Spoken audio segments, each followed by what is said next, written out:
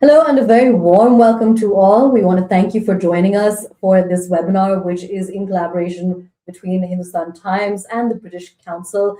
Essentially, you're here because you want to know about how you can get to study in the United Kingdom. We have a multitude of guests who are going to be joining us. They have experience, they have the knowledge. They're the ones who are going to be able to give you all of the clarity and the confidence that you need, that you require to be able to apply and go ahead and study in the UK. Beyond this, the representatives are going to be essentially coming from different universities across the UK. We also have a spokesperson from the British Council. Post the session, there will be time for you to ask any questions that you may have. You can put them on the chat and we'll get to those questions in a little while from now. First, we're going to have that conversation and give you a little more context for the session. But once again, thank you for joining us. And we're here to answer all of your questions about how you can get ahead to study in the UK. With that, I'll hand this over to our spokesperson from the British Council, Atre, who joins us at this point. Thank you so much, Aisha, and thank you for having me. And it's really wonderful to be here. Thank you to everybody who's been able to join in. We get a lot of questions on scholarships at the British Council. We understand that it can be quite overwhelming applying to go study in the UK. And it's always helpful, to have some financial assistance. So we're here to talk about some scholarships. I'm going to kick off, first of all, by telling you why the UK is a great place to study. If you're still wondering why, then, here are a few sort of quick points. Studying in the UK immerses you in diverse multicultural environments, and it helps you understand different perspectives. The way that learning is sort of constructed in UK universities, it fosters independent thinking, creativity, critical problem-solving skills, and you gain confidence to navigate global careers and cross-cultural environments. We have some scholars here today who can attest to that as well a little bit later. Remember now that we have the mutual recognition of qualifications. Any degree that you get in the general subjects in the UK is recognized by the Indian government, so that's brilliant. 2 of the top 3 universities in the world are in the UK. I'll let you guess which ones those are. And, as students, you develop industry-relevant skills. There's practical exposure that enhances employability. And you're able to sort of align your career goals after finishing your studies. And UK graduates are actually amongst the most employable in the world. And, nearly 90% of international graduates from UK universities are working in roles aligned with their career plans and have secured jobs within 3 months. So it's really a brilliant place to study. There's a lot of industry-academia linkage. Of course, you come away with a community for life, right? The best across the world, placed across the world that you can count on for the rest of your career and your life. So, so I'll just stop there. All right, thank you so much for that overview. Essentially, for those who are with us right now, I'll go through the list of who we have joining us so that you can know who you'll be understanding perspectives from, who exactly you can ask those questions to later on in the sessions.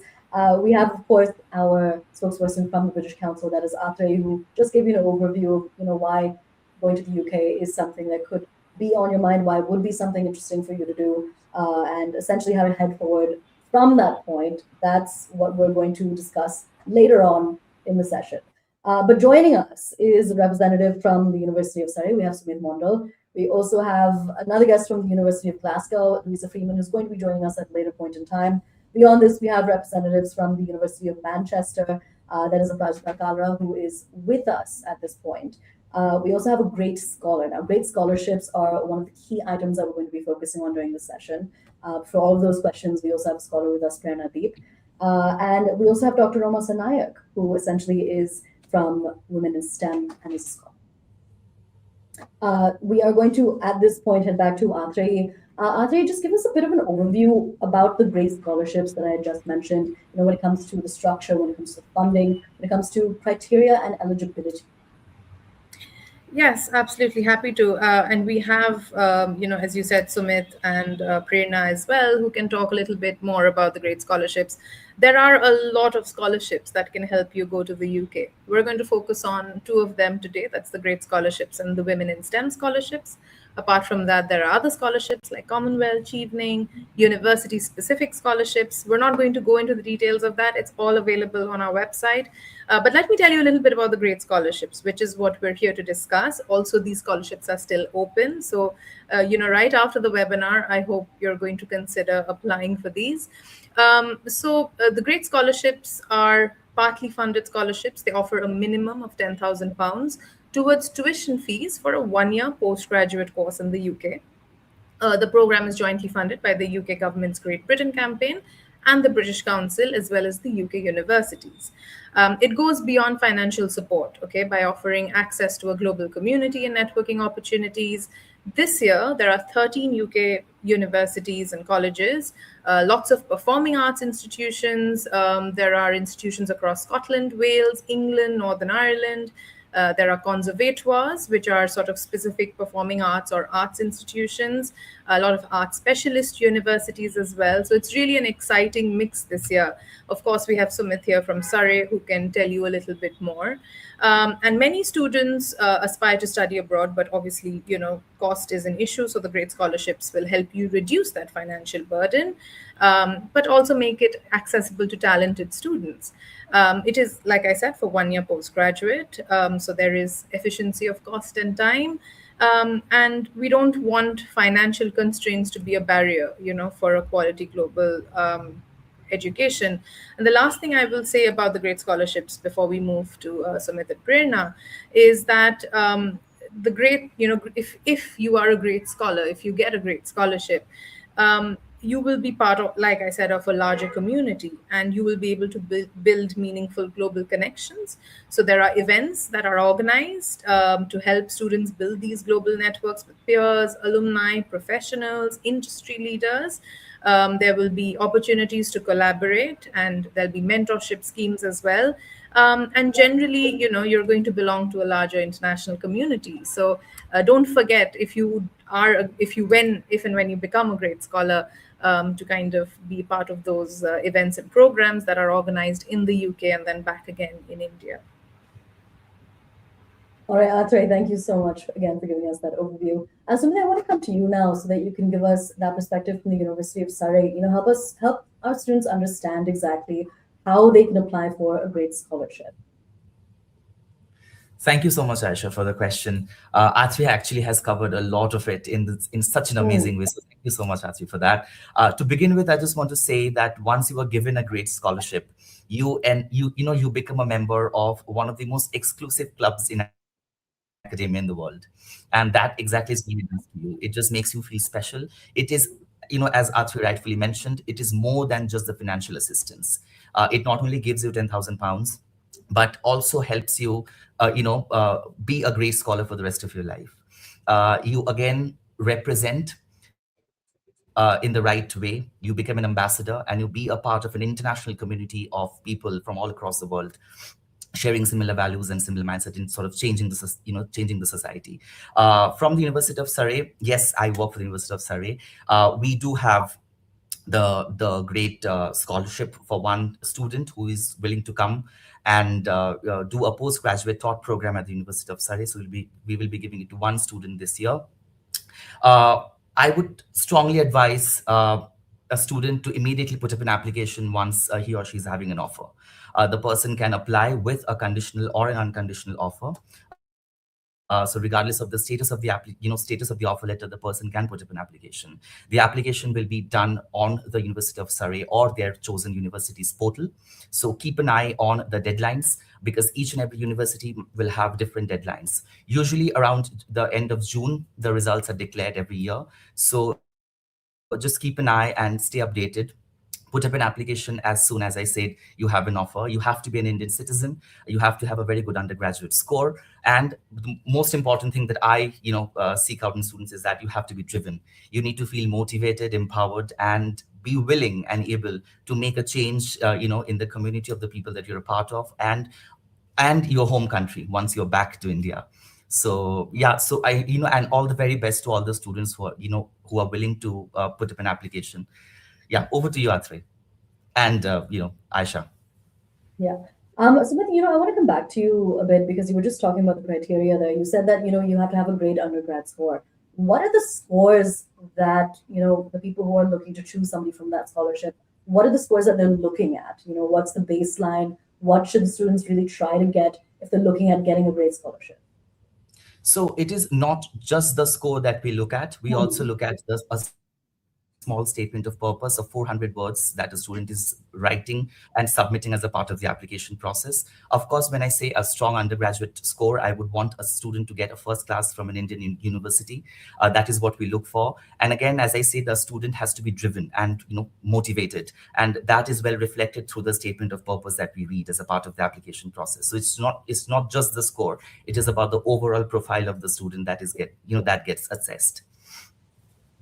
All right, Sumit, thank you. I just want to also let our viewers know that we now have Louisa Freeman, who represents the University of Glasgow, joining us at this point. Louisa, thank you so much for joining us. We'll come to you in a bit. Right now, I also just want to head back over to Pranali, who is a great scholar. And since we are focusing on that scholarship at this point, Sumit, thank you so much for telling us more about the criteria, the eligibility. Prerna, as a great scholar, tell us more about what you went through with the application process. What were the challenges that you kind of had to overcome with it? Were there any questions that you had about the scholarship which were answered then by the team? What was the overall process, from beginning to end? How easy did you think it was? And if you could give advice to somebody who's applying for it, what advice would you give? Thank you. Thank you for having me. Thank you for the question. So I did my master's in criminal law from University of Edinburgh with support of the Great Scholarship. I had an conditional offer from the University of Edinburgh. So like Sumit mentioned, you need to have either conditional or unconditional offer to apply for the Great Scholarship. And it's happened via the university. You cannot directly apply to the British Council or anything. So once I had the conditional offer, it was around March.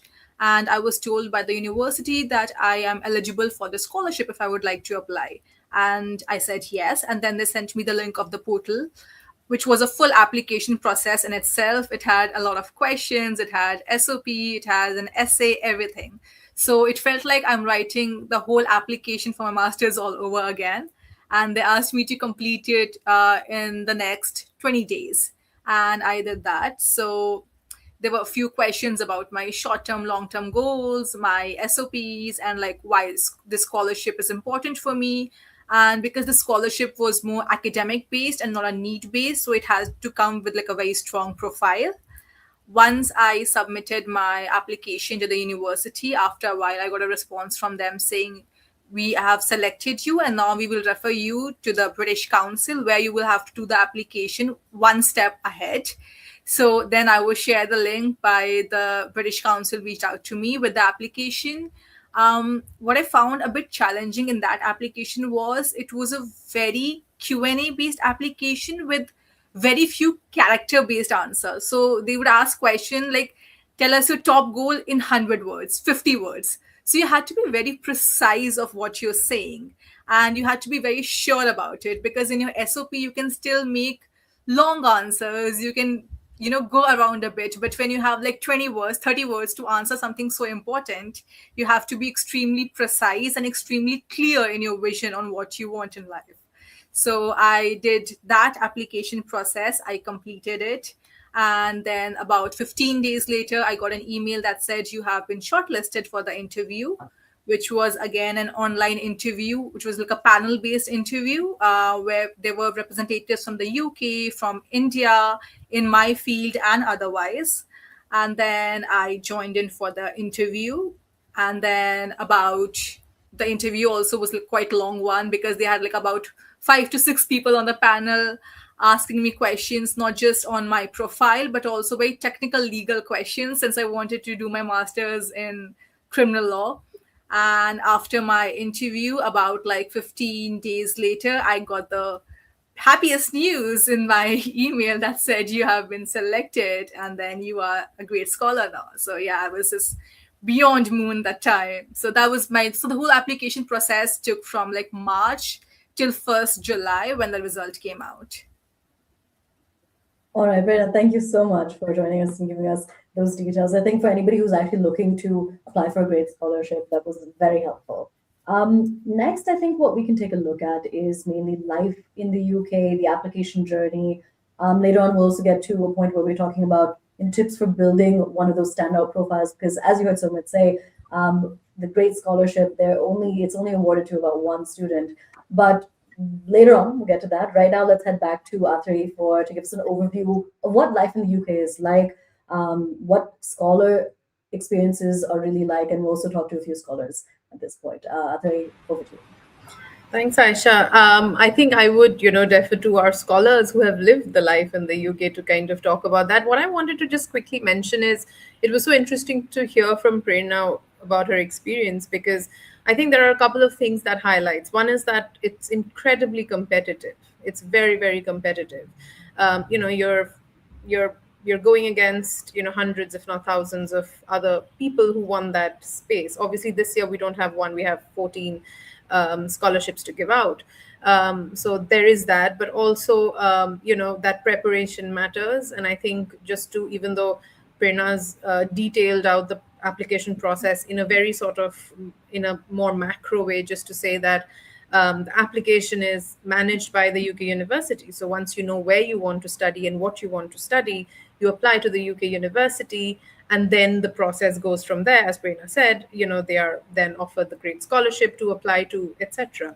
Also, to remember, deadlines mean everything for UK universities. There is no sort of, may I please have an extra day? None of that really, because these are global institutions and it is very competitive. So deadlines matter, and every university has their own deadline. So the fact that Prerna heard in, let's say, June after starting in March could be different for a different UK university who would maybe have a deadline for May or April even. So very important that you do your homework and you check what the deadline is for your institution and how the process, and I mean the process is the same across the universities, but the requirements and the eligibility, Aisha, that you were mentioning earlier could be a little bit different. For example, the cutoff marks, etc. In terms of life in the UK, it's extremely diverse. You are, like I said, studying alongside people like you, peers across the world. You've got a Brazilian and an Australian and an American and a European in a class with you probably, and you learn to kind of study on your own a little bit, which is very different from what we are used to in India. I can see Prerna and Dr. Roma kind of nodding their heads because I'm sure they felt that very acutely. There is a lot of stress on independent thinking, critical thinking, but of course your social and cultural life can really take off if you've got the bandwidth for it and the curiosity for it, whether it's sports, music, culture, traveling. Honestly, I can't think of a better country than the UK, but I will let Prerna and Dr. Roma talk about that. Yeah, so let's head over to those scholars who've actually had that experience. We have Prernadeep once again for viewers' benefit. Prernadeep was a great scholar, and we also have Dr. Roma Sarnaik, who is a women in STEM scholar. Dr. Roma, let's come to you to really understand what your experience in the UK was like, just from the base to the get-go. Give us an overview of what somebody, maybe who has never lived abroad, somebody who's been in India their entire life, is going for the first time. What can they expect when they go to a new country, specifically the UK? Yes. Hi, Aisha. Thank you so much. Hello, everyone. Thank you for having me here. It is a wonderful platform to connect with all the prospective students and a great initiative. I would say my experience in the UK, in the initial days, I would say it is quite bittersweet for someone who's stepping out for the first time, which was like my case. So, and because we are having all Indian prospective students here, we are used to a very social life over here. So after going there can be a bit of cultural shock, which I did experience. But I just want all the students to know that that is a phase, and like you just need to get over that transition, which none of us could like have skipped. But once you step in, once you understand the education system, you experience it. Of course, I would say any kind of change in life is uncomfortable, be it good or bad. So the change in the way things are taught, the change in the way the practicals were conducted, the change in the way teachers were interacting, the change in the personal environment that one experiences can all be a bit overwhelming. But I would say it was more than worth it. I would say more than My master's degree, of course, I owe a lot to my master's degree. So I did nutrition and practice from Leeds Beckett University. But along with my academic journey, I would say it was a great personal growth for me. Overall, the whole learning experience, I would say, I was not that good at academic writing, which I aced after my master's degree. Um, like we were just talking about independent work, so a lot of self-directed independent work, which is actually great because like you're told how to think. You're not just taught what to think, but you're taught how to think. Is, I would say, a major difference that I experienced. Also the multicultural study environment, of course, having different people from different countries in my batch, understanding different perspectives of people on multiple topics, be it academics or non-academics. It just opens your eyes because many a times, we are thinking very specifically about certain issues, areas, and it just makes you think, oh, why didn't I think about that? So I think there was a lot of learning and unlearning involved to eventually grow as the person that I am today. So yes, I would say that. And research, I would say research skills. I gained a lot of good research skills from my master's degree. So for someone who's transitioning from India to UK, I would say it can be a bit uncomfortable, but you will always end up praising your experience. All right. Thank you so much, Dr. Roma, for giving us that perspective on it. Brenda, I want to come back to you for it as well.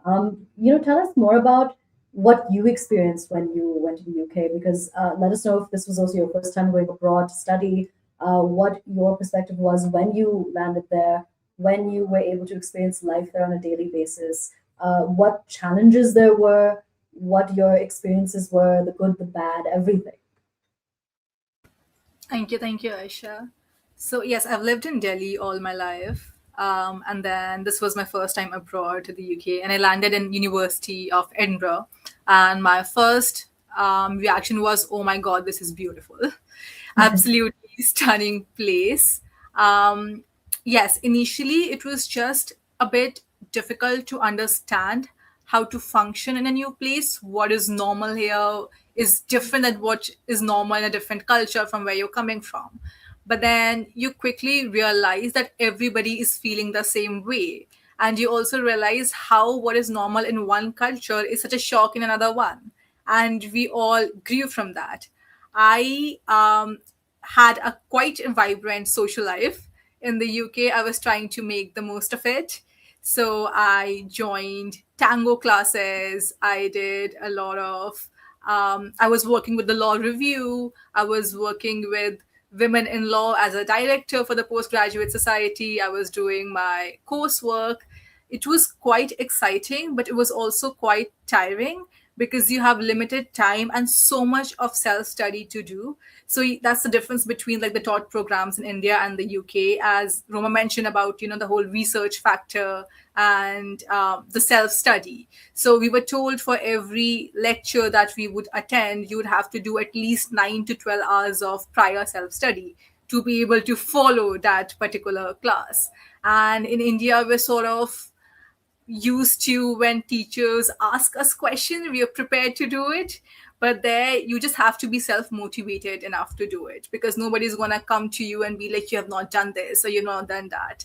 So that was a shift on how motivated everybody was to make the best of it. And you learn from everybody else. So I would be extremely shy to reach out to people. I would feel very awkward. I would be like, we don't have anything in common. They're coming from like a different country, different jurisdiction. What do I even say to them, talk to them? I was lucky enough, like people approached me. And then after a while, I also felt quite comfortable approaching people. And it felt like quite a safe space. It felt very non-judgmental, which helped me grow as a person. So apart from, of course, the journey I had as a student, where, of course, my critical analysis skills, reading, writing, everything went through a lot of growth. There was a lot of personal growth in terms of how I would communicate, how I could be able to confidence enough to approach people, talk to seniors, everyone. So it gave me a platform, not just to grow as a student, but also as a human being. And when I came back to India, my friends were like, you are so different. You don't see that changes in you, but we do, on how you now speak and approach, and you can now go to public events and take on a mic. I would never do that. I would need a preparation. I would need my notes in hand, point by point, to understand what do I say, and I can now do it. So yeah, that's what the global community do to you, and scholarship really helped me with that. So overall, I mean, it's something that, because of the exposure that you get when you experience a different culture, meet new people who have different perspectives, it's something that basically boosts your confidence. I think what we can also look at next is probably one of the key aspects of this entire conversation and why we're holding this webinar, application processes, timelines, deadlines, building a profile, what can really make your profile stand out.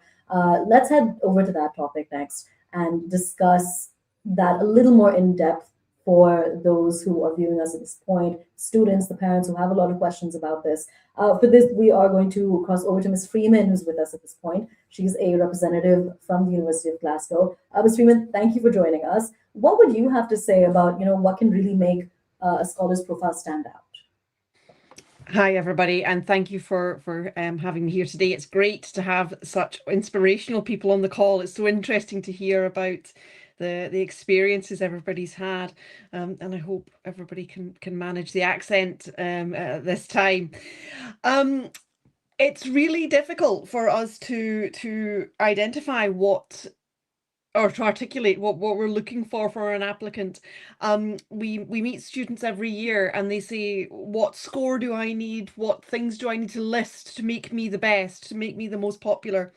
And the challenge we have is we're interested in you. It's not easy for us to put that into a list or to quantify that. We don't know what that is.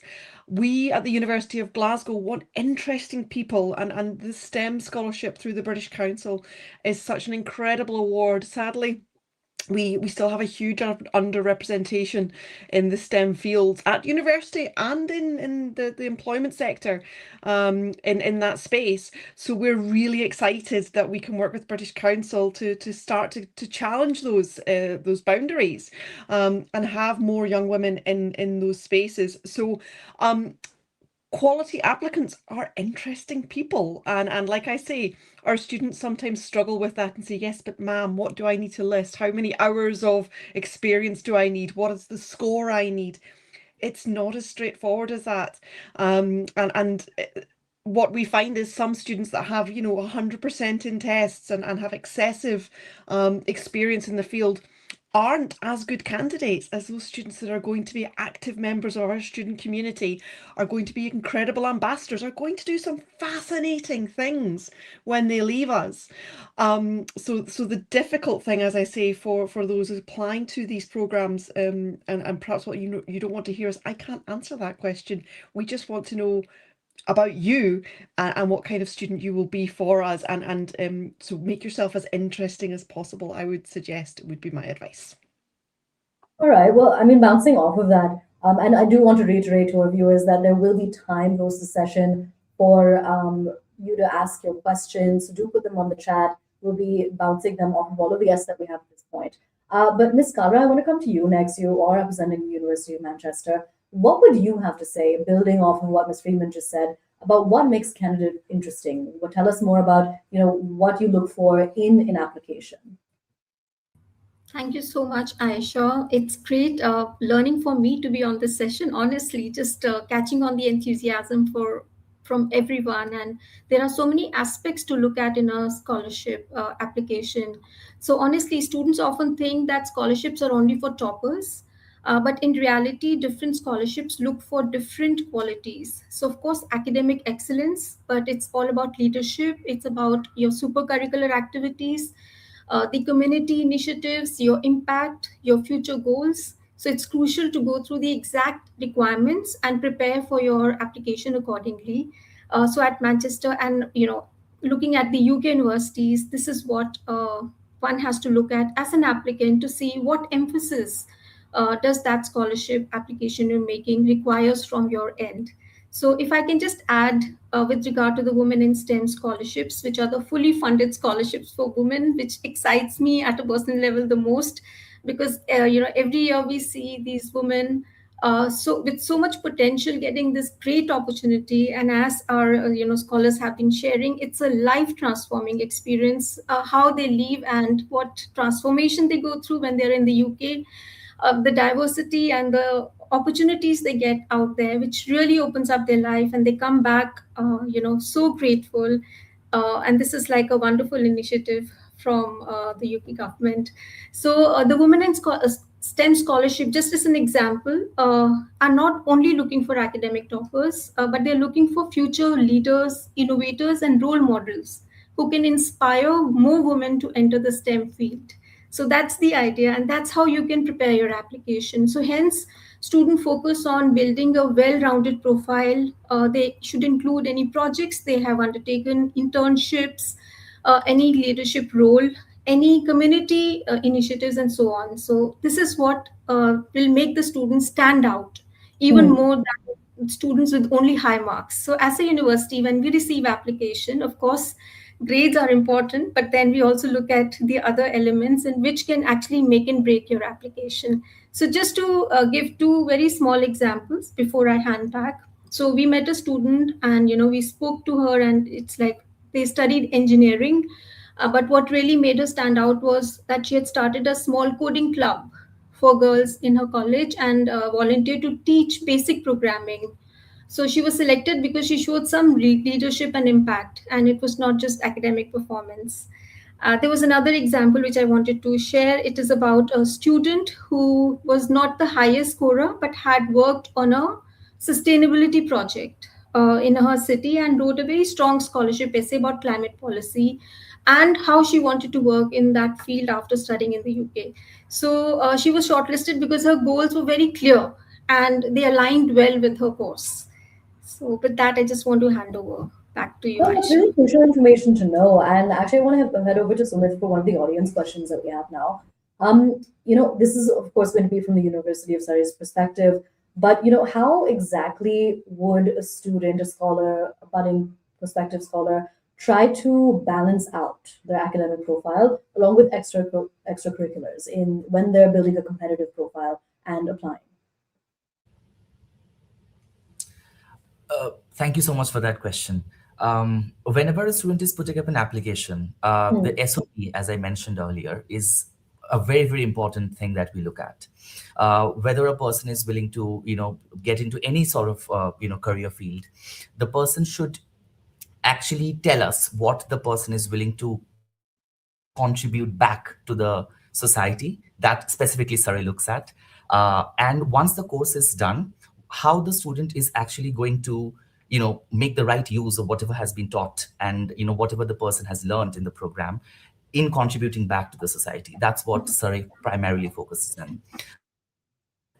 There is, of course, like whenever someone comes with an application, we always also stress upon the academic scores.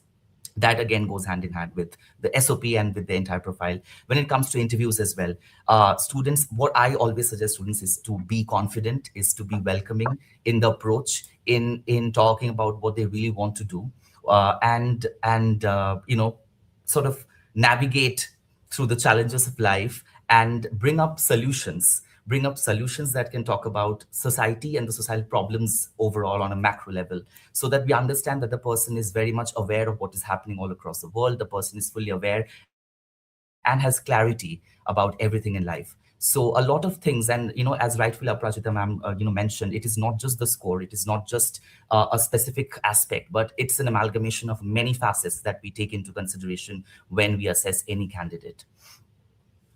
All right, thank you so much for that. Dr. Roma and Prerna, I do want to come back to you to continue one of the aspects of what we were discussing earlier. You were able to tell us more about the application journey, life in the UK, what kind of impact it had. Tell us also about where you are now. Dr. Roma, will come to you for this first, then we'll have to Prerna.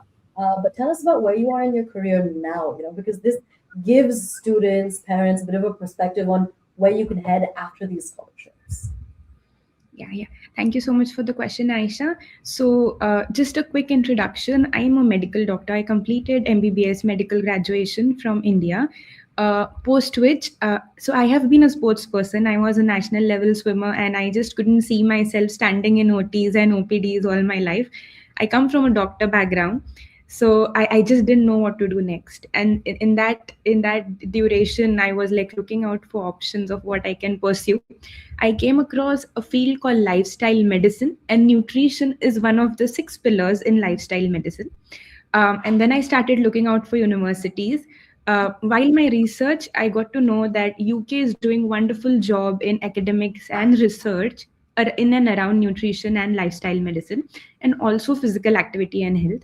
Then I came across Leeds Beckett University. I applied over there, so I did study physical activity and health as well. And post that, I went on to enroll for the masters in nutrition in practice at Leeds Beckett. Again, I just spoke about my journey over there. It was amazing, wonderful. I got associated with the British Nutrition Foundation. I also got associated with the American Society of Lifestyle Medicine post my study. I was working there part time as a student ambassador, and I was also working with two professors at their clinic to understand eating disorders and things like that. So I was doing a couple of things. Post that, I came back to India. So many people ask me, why did you come back? So during my Women in STEM scholarship interview, I had promised the British Council that I'll come back to India and I'll make use of whatever I have learned to create some impact over here.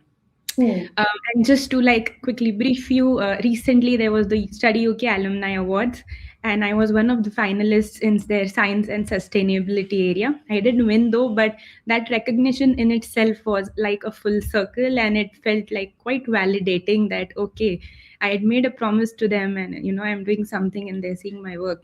Post coming back to India, I've been working. I have my own clinic in Nagpur, Maharashtra, the Lifestyle Medicine Clinic, where I work on behavior change modification. So I'm working on the prevention and reversal of chronic or lifestyle diseases like diabetes, hypertension, obesity, like which is quite common. I work on nutritional counseling. So the master's degree was like very helpful. Giving dietary advice is not that tough, but helping patients abide by those changes consistently over the years is what is the most challenging. And I think that part, like that forte of mine, has come from my master's degree in the UK from Leeds Beckett University. I also work with a medical university in India as the deputy director in their global office. So I'm working on student and faculty exchange. I'm sending out students and faculty to the UK and vice versa, because myself having understood the importance of multicultural work and study environment, I'm trying to see how I can, help more people to experience that, and maybe they can bring back more to our country. And I think even like in the exchanges, when people or students from the UK are coming in, they're going back with like more knowledge, because like some diseases are prevalent in India, some diseases are prevalent in UK. So there's a lot of academic exchange happening. I recently wrote 2 books, so I I have become an author. So a lot of work around policy, clinical research, my clinical patients, academic bonds with UK. So these are the areas in which I am currently working. All right, that's very clear. Thank you so much. Prerna, let's also come to you for a quick word on that as well, and tell us more about where you are at this point, what you're doing, your journey there, and how this scholarship has really benefited. So, like I mentioned, when I was studying my master's there, I did a lot of work in terms of law review and peer review and writing. So, when I came back, I'm an advocate by profession. So, I joined Supreme Court as a law clerk. I assisted a Supreme Court judge for 2 years, where all the research skills and analytical skills that I picked up in the UK came in very handy for my work at the Supreme Court level in India. And after that, I moved into research and policy, where I was working at research centers in criminology, victimology, victim advocacy at the National Law University, Delhi.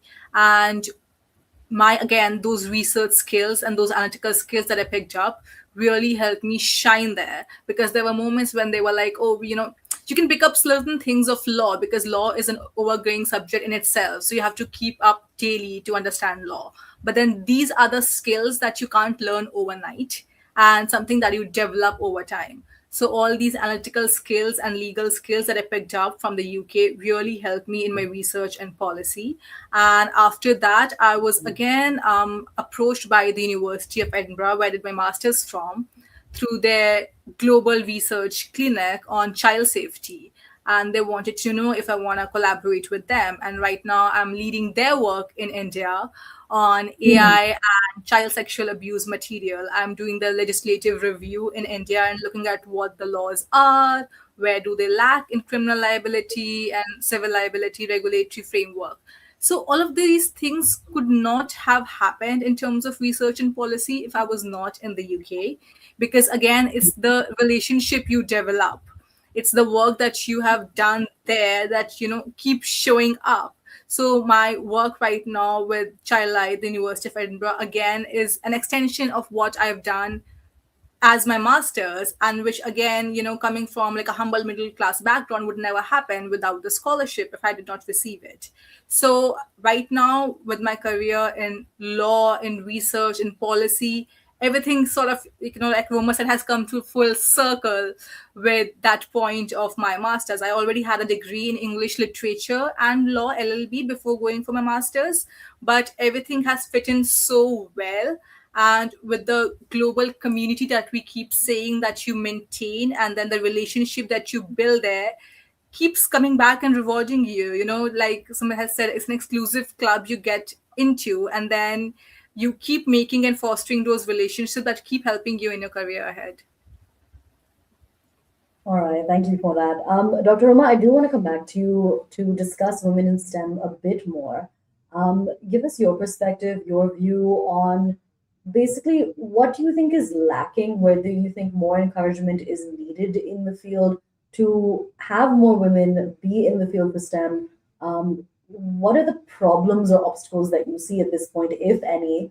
And why do you think it's so important to have women in STEM at this point? Why do you think there is a bit of a lack where that's concerned? Yes, it's a very good question, Aisha. I would say, like, according to like what I see, there's a lot of potential in the STEM subjects. When we talk about the availability of like opportunities, I would say there are n number of opportunities available, and the Women in STEM scholarship in itself like is a huge opportunity. I would say many a times people feel that it is far-fetched. It's definitely competitive. I would say it is not like easily served on the platter, but if you make a proper nice application, like for females who have a plan, who have a career plan in their head, okay, you have a path, that okay, after this I need to do this and this is my goal. If you are able to properly put it up like in your SOP, in your application, I think that is what they look at, like what impact are you going to create later on, like what are you going to bring back. And so don't just apply for the sake of applying or going to some foreign university and studying. You should have some nice strong plan in your mind. And even if you're not having anything in mind, I think it is a good practice to just sit down once a week and just think about it, that what after this, like what are the opportunities. I think it is a wonderful opportunity, and being fully funded, it provides a great chance for women who are not able to like financially be there otherwise. The first step I would say was apply to the university. What is important is like not getting the scholarship. Many a times what students forget is that the first part is doing your back end work, research, applying, having that statement like from the university in your hand, and then the scholarship part comes in. So whenever the scholarship applications open, at least you should have an acceptance from some university of your choice, and then things get easier. In case like for me in Women in STEM scholarship, my university had directly like approached me. Like the first application was not made by me. I am not sure. I think Aprajita should be able to tell us a bit more about how that works. But once they approach me, I think they shortlist the top scorers, and then an application link is shared, and then there is like a 3-step application. All right, while we reconnect, let's also take a look at what is available beyond the grade scholarships when we look at other funding and scholarship opportunities. Athray, can we come back to you for that?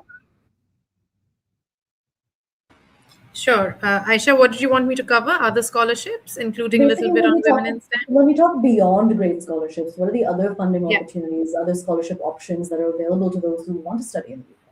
Sure, thank you. Of course, the grade scholarships are brilliant. They're still open. Women in STEM scholarships are also still open. Just to quickly mention that there are 25 scholarships this year open for women from South Asia. There are no kind of numbers given to each country. So, they're all for the taking, really, wherever there is talent. Also to mention that the Women in STEM is a full scholarship. It's a fully paid scholarship for a postgraduate degree, for a master's degree. Each scholarship is worth £40,000. It includes airfare, accommodation, living costs, everything. So it's a really, really good competitive scholarship, as Roma's also mentioned. And and apart from that, to mention that there are other various scholarships, as I've already said. There's the Commonwealth Scholarship, which is currently closed but will open again for the new batch. Fully paid masters. There's the Chevening Scholarship, again fully paid masters, which is currently closed but will open again for the new batch. Besides these, there are UK university scholarships. For example, Aparajita, Louisa, and Sumit, who are here from UK universities, can each sort of speak to their own various, waivers and scholarships that they have. But of course, there are over 100 UK universities and colleges, and they would each have their offer. And there are also sort of other general scholarships offered by various organizations like the Mahindras or the Tatas and Felix, etc. So lots of options. Even at the undergraduate level, there will be fee waivers and things like that. So honestly, just do your research. There's an excellent scholarships tool on the Study UK website, which you can check out and see what scholarships are available for you. All right, Audrey, thank you so much for that overview. Let's cross over to Ms. Kalra for a little bit more of a perspective on this, because you are again representing the University of Manchester. You'll be able to give us more insight. Before that, I just want to reiterate that we are going to be taking questions very soon, within the next 10 to 12 minutes, from the audience members. And whatever questions you have, whatever questions you've been putting on the chat, we'll get back to those, and we'll ask the person who'll be able to answer the best. But before that, let's head back over to Ms. Kalra to give us that overview on other funding and scholarship options beyond grade scholarships. Sure. So besides the so much of scholarships information that Athray has provided for UK study, there are another category of scholarship which you also mentioned, which is the scholarship which are offered directly by UK universities. So just want to emphasize here that over the years, the amount of scholarships and the different kinds of scholarships that are available has only increased to encourage more students from India and South Asia to come over to UK universities. So it has always, it's only gone up in the years from the previous years.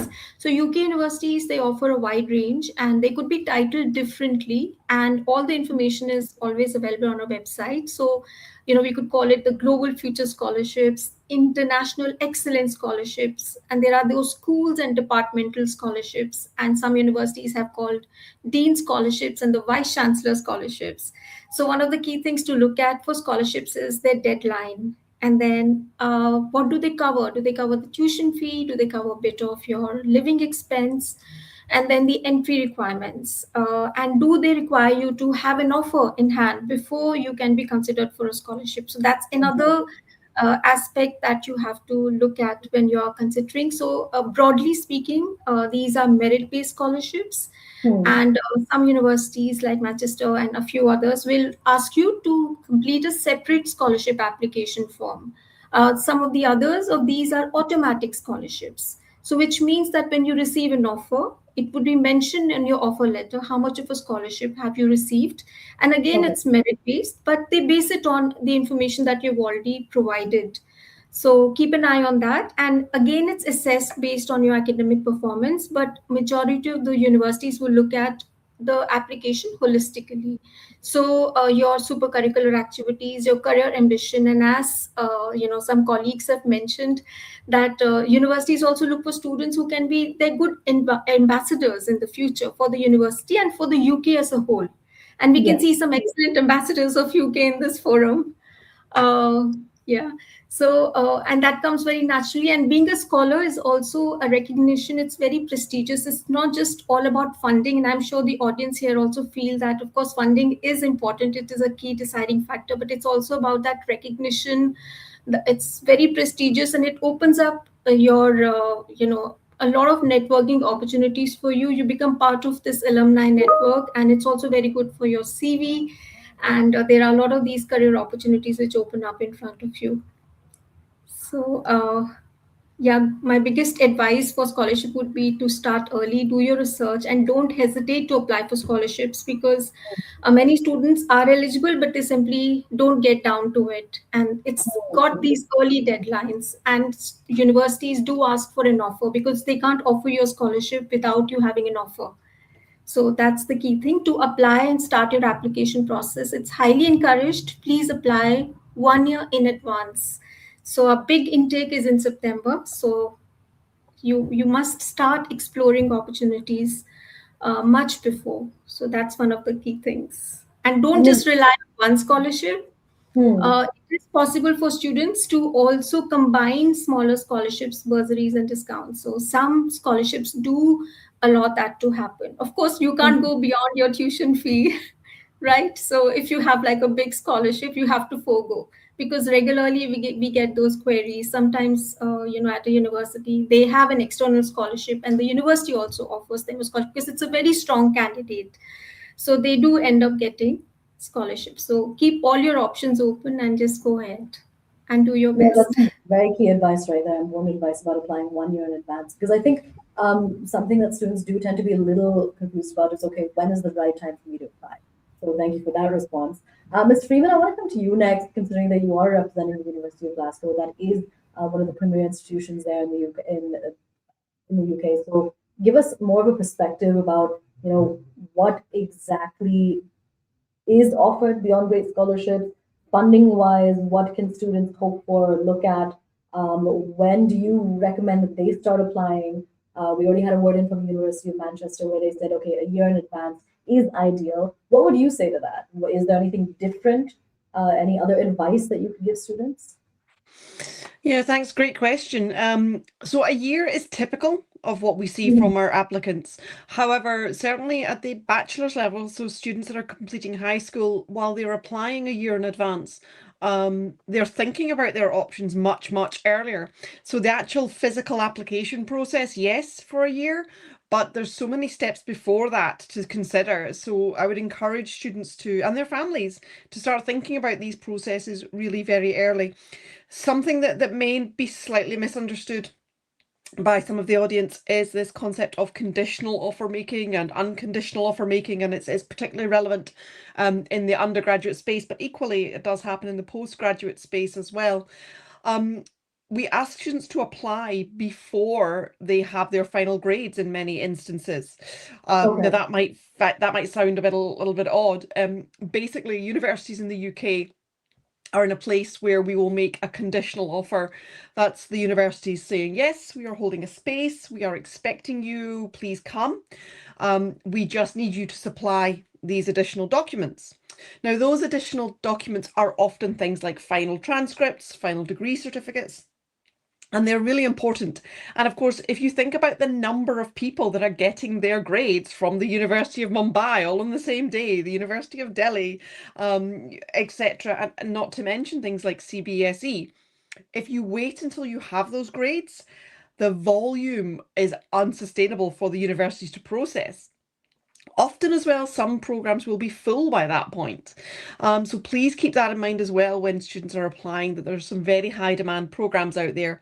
I'm thinking along the lines of medicine and dentistry and computing science and all the subjects that everybody expresses a huge amount of interest in.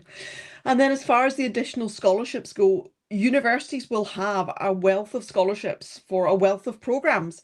And dare I say again, I'm sure the audience want me to list where all the scholarships exist that are relevant, but actually Yes. it's back to the students to do that piece of work and to do that piece of research. But in all honesty, we're hugely supportive of students joining and students getting access to funding to make that possible. In Scotland in particular, we don't have tuition fees for our domestic students. We have a real theory and a real passion that education shouldn't be for those that can afford it. Education's a right.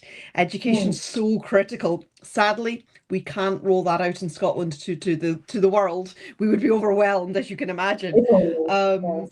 But what I would say is, to be entirely honest, students making these plans and having these conversations should expect or should at least plan to be funding a part of their tuition themselves. Like I say, there are exceptions, there are scholarships, and again, we've talked about some marvelous versions today. But in all reality, when you're looking at your options, you should be assuming that there will be a contribution needed from the student or the parents themselves. Absolutely.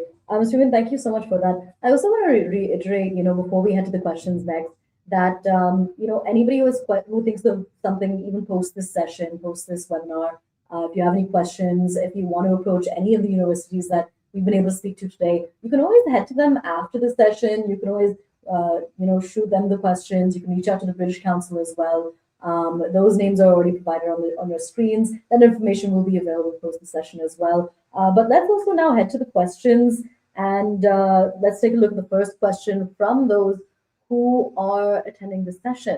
Okay, we have one question which says, have heard that universities like Oxbridge only accept students from feeder schools which have the legacy of sending students. What about schools that are equally good but are new and hence not famous? This is from Shivani. Atari, can we come to you for this question? Yes, that's not true at all. Oxbridge are obviously some of our, the best universities in the world. They are in the top. They are the top of the top, absolutely, and they get students from across the country, across schools and colleges, across demographics, across cities and states in the country.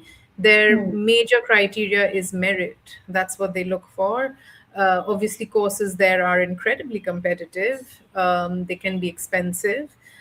So there are other factors that come in besides eligibility, about affordability and things like that. They also have scholarships and waivers and things like that.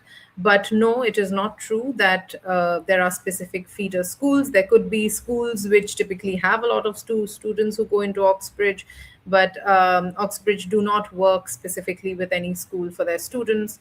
Any meritorious student from any school or college in the country could and has gone to Oxbridge. All right, thank you for that. Let's get to the next question. This is from Saurabh. Basically says, love the UK and the way it has favored students from India. What are the key benefits that the UK offers versus any of the other EU countries? I think we can basically head over specifically to one of our guests for this question. Let's head to Sumit for this. Sumit, would you be able to give a response to this? What are the key benefits that the UK offers versus any of the other EU countries? Thank you so much for that question. Uncountable benefits, to be very honest. I went to the United Kingdom a decade ago to do my master's degree, and my life has changed overnight. I learned so much, and I think I believe I made the right decision of choosing UK as a study destination. First and foremost, the culture. It is so diverse. I mean, you'll be landing in the modern Britain, which is going to welcome you with all the open hearts and with all the open arms. I felt welcomed, safe, secure, and the land gave me everything that I wanted to study in humanities and visual culture and arts. And that's exactly why I chose the United Kingdom. A lot of my friends have also chosen some of the other countries in the world, and the feedback that I've got from them is that UK, the way UK teaches you humanities and science, no other country does. And I think that sums it up, because it is a country which is going to be which is going to give you everything that you need as an international student, be it the global exposure, be it the people that you be a part of the whole global network, in terms of employability, in terms of, excelling as a student, research, funding, opportunities, everything. I think it just tops up all other countries, at least in my mind, because I've been a UK grad myself, and it has been a decision that I will cherish for the rest of my life. And my life changed overnight once I was there as a student, and I eventually became an international student ambassador for the United Kingdom. So I was representing my Indian roots in in the United Kingdom, with the education system, and what a journey it has been up until now. And right now, as you all know, like, I'm working for the University of Surrey, so life has taken really good turns for me.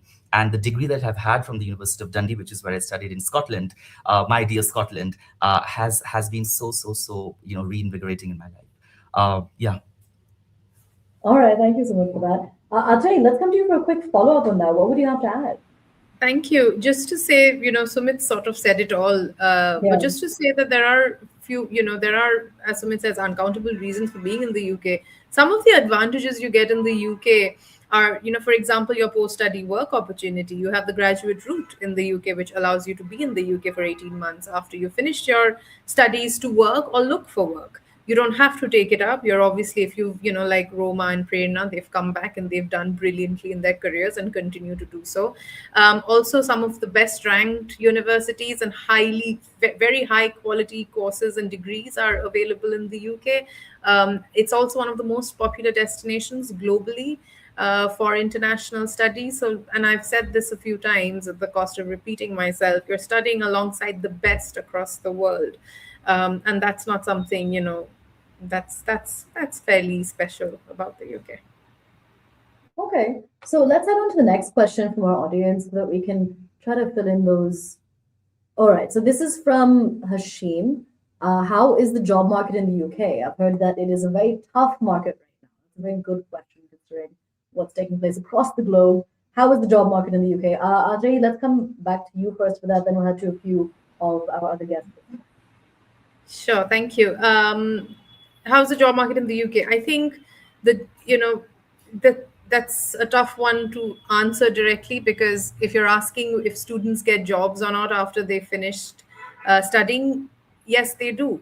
And they have to put in work for it. And many perhaps don't because they haven't put a certain amount of work for it. It also depends on what you want to do. So I just mentioned the graduate route, right? And the idea of a UK degree is also that it makes you employable. And that doesn't mean just in the UK. You're employable back in India. You're employable anywhere in the world. You could work anywhere in the world because your degree is recognized everywhere in the world. These are globally recognized degrees. They are also globally regarded degrees, right? So we obviously have the example of Roma and Prerna here, who have come back and forged incredible careers in their fields and will continue to do so. There are also many, and Sumit, for example, but also there are many who continue to work in the UK. But for that, you have to attend job fairs, you have to network, you have to really, also put in that kind of work. And you also have to have that intention to be there. Equally, there could be students who have gone to other countries, whether they've gone to Europe or East Asia to actually work. The job market is what it is anywhere in the world. It's not for me to really comment on that. But I would say that if you're looking for a job after a UK degree, know that you are very employable, and that's not just in the UK. So keep your options open. Great. I think that's very important for the prospective students to know as well. Let's get to the next question from the audience. This is from Yeram. Again, these are usernames, but the question is, did you face any culture shock or challenges when you first moved to the UK, and how did you deal with it? Dr. Roma, I'm going to come to you with this. Then let's also head over to Prerna and Sumit for a response on this as well, quick responses. Yes, definitely. I did face a huge cultural shock as soon as I moved to the UK. Yeah. Then also all these universities, like no matter where you go, they have 1 week of a workshop where they help you, they teach you how to overcome the cultural shock, which is one of and amazing things. So That's I did attend it. Like they tell you what's gonna come. So they tell you, okay, these are the things that you're gonna face. So mm, in the initial 10 to 15 days, you are going to face that. So it helps to like be well prepared. They also tell you the things to say, the things not to say, because there are different things that work in different countries. So simple interesting. things like keep the door open, like if there's someone walking behind you, keep the door open, make sure you say thank you to the bus driver and things like that, because Okay. if you don't know it and if you don't do it, someone may consider it rude if that's the normalcy in their culture. So you're Okay. taught all these things. So I would suggest all the students to make sure that you attend these workshops. Or mostly all the universities do offer them. Also, at your own personal level, you have to make sure that you are engaged, you're occupied. So, doing a Mm, part time job, making friends, making like wherever you're staying, be it a shared accommodation or not, try to make friends, because as Indians, we are used to a more social life. So, make sure you have your support system. Speak with your family, stay in touch with them. There's a time lag and it does impact us emotionally, but eventually you do get used to it. um, you just have to look at the bigger picture. You have to see why you are there for. You have to look at your course, you have to look at your scholarship, you have to look at your career path, and that's going to help you in staying grounded and keep going, because that phase, no one can skip it. You have to face it, and it's going to be uncomfortable, but you'll easily overcome it. I think that it's called it has a name, a W graph or an inverted U graph or something. So as soon mm, as you're very elated. As soon as you enter the UK, you're very elated, you're very happy, and then suddenly, like, you go into that low phase. Then mm. again, after a plateau, you come back again, and then there's a constant plateau of good, nice mood. So everyone has to go through it. All right, sounds good. Sumit, let's get a quick response from you there, and then we'll also get a quick response from Prerna on the same question. Well, for me, there were not much challenges, to be very honest, because I went with a dream, the dream of taking Bengal's folk art to the global platform, which I did eventually. When I went to Scotland, and just as Prerna mentioned, earlier, I landed in Edinburgh, and the moment I landed, I Hmm. felt that I'm taken back to the 18th century and to the land of Harry Potter. I grew up watching and reading Harry Potter. So in my Yeah. mind, I landed in the land of witchcraft and wizardry, absolutely beautiful and stunning. So I'll never forget, those first days of me, roaming around and exploring the whole of Scotland and the whole of United Kingdom all by myself. But yes, I do understand that many students who are coming for the first time will go through a daunting and an overwhelming experience of being in the UK for the first time. To them, I would only say one thing is that be welcoming to that culture. Because I think it works both ways. It's a both way traffic. People are there to help you out. You have to seek out help if you really need it. You have to talk about it. Go and speak to the people that are around you. Be friends with people. Befriend people. Sit with your professors, sit with your classmates, and sit with strangers and talk about life. And I think that can be so enriching in many ways. And I think it's going to help you be a native or a pro in the United Kingdom once you're there as a student for the first time. So for me, it was a very, very, absolutely wonderful experience that I'll never forget. All right, wonderful. Prerna, we'll come to you for the next question. Let's have that on the screen as well. Is the great scholarship only for rankers, or can an average student also get it?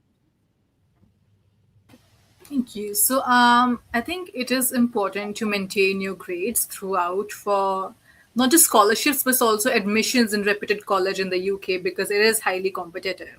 Yes. But being a good ranker does not automatically translate into a scholarship. That is like a basic eligibility criteria that gets you just the step one that you are eligible to apply. What gets you the scholarship is your full application, which has a lot of internships and other areas you can work in. But what I would say is, at times, if you feel like your grades have not been enough, you can justify them in your SOPs. So you need to know how to use your SOPs quite well. If you feel like there's one paper you could not score well, there was some medical emergency you were facing, some family emergency, you can always use your SOP to sort of elaborate on that and come to it. So while I would always recommend maintaining your grades as much as you can, but if somehow you're not able to try to use the make while you're extracurricular and your SOP with it. Mhm. All right, thank you for providing that insight. There's another question. Essentially, are there specific courses or disciplines where UK universities are currently offering more generous or underutilized scholarship opportunities? Athe, let's come to you for that. Yeah, I mean, I'm happy to quickly sort of go through the questions. It depends on the university's focus. Okay. So, for example, STEM is something, science, technology, engineering, mathematics, and also, tech, engineering. These are very typical subjects where you get some scholarships and funding. A lot of the sort of performing arts institutions, they give out a lot of scholarships because, again, the idea is just kind of attract the best talent. Management, finance, typically not that much scholarships. You may be expected to kind of do your own financing, loans, etc. But it depends on the focus of the UK universities. But typically, it's a wide range of subjects that you can expect to get scholarships in. So if you have a subject in mind, go to the scholarships tool on the Study UK website and put it in so you can see what your options are. Okay, let's go to another question that's come in from our audience. What is the one piece of advice you wish you had known before starting your application? Dr. Roma, let's come to you for this. I would say that be very precise and try to use as less words as possible in your application. This is I talk about the scholarships. But regarding like an overall application to like any of the universities, I would say know your career path. Many a times we just blindly apply to multiple universities. Make sure you go through the website, their modules, like everything in detail. Make sure that it aligns with your vision, and then you make an application, because it's possible that you just make one application and it gets through, and that is where you were meant to be, rather than going for 10 different courses. I would say that. Dr. Roma, thank you for that. Prerna, let's come to you for that as well. What is the one piece of advice you had known before starting your application? I think just having sufficient time in hand, because we tend to overestimate the amount of time it will take to write an SOP or get an LOR or just answer a few questions. So ensure you're starting your application way in advance, and ensure that you're not submitting the first draft of your SOP. You're submitting at least like the fifth or the sixth draft, and keep sufficient time for the revisions. So that is why start in advance and keep a lot of time for the revisions of your SOP, and also for approaching and getting your LORs, because professors are busy, professionals are busy. It will take time. So ensure you have a lot of time in hand and you don't reach out to them overnight for an LOR. To say, what's one piece of advice you wish you had known before starting an application? Sumit, are you able to hear us? Hey, is that for me? Yes. Yeah, sorry. So yeah, I think it relates to what Prerna just mentioned. Doing your homework, I would say in just one phrase, because if your homework very well, do the background research, understand the deadlines very effectively, know by which week or by what month you're supposed to do the application, and expect an offer, and then head on to the visa process. I think to be able to be fully prepared in with this information in your mind prior to making the application is very important. Then you are able to manage the time effectively throughout the whole process. Absolutely, that's also very crucial. All right, so I mean, with that, anyone who has questions that maybe weren't answered in this session, you can always approach any of the guests that we've had. And we hope that you found this to be something which is informative. We hope that whatever questions you may have had before the session, that most of them were answered. If not, again, you can approach any of the guests, any of the esteemed guests that we've had on this webinar today. The British Council is always open to it. head to these universities, reach out to them, ask your questions, get down to doing what you need to do to be able to study in the UK if that's what it is that you want to do. Because there's so many options, as you've heard from the British Council, from the different representatives from the universities that we've had, the University of Manchester, Surrey, Glasgow as well. All of them have multiple options for you to avail. You can look at that, look at the criteria, look at the eligibility, so many things for you to choose from, because technically the world of education is also your oyster. With that, we'll wrap up this session. I want to once again thank our guests for joining us, thank the British Council for helping us, conduct this session. It's been an honor, and we hope that the students and parents who have been following this session have been able to get the information that they require.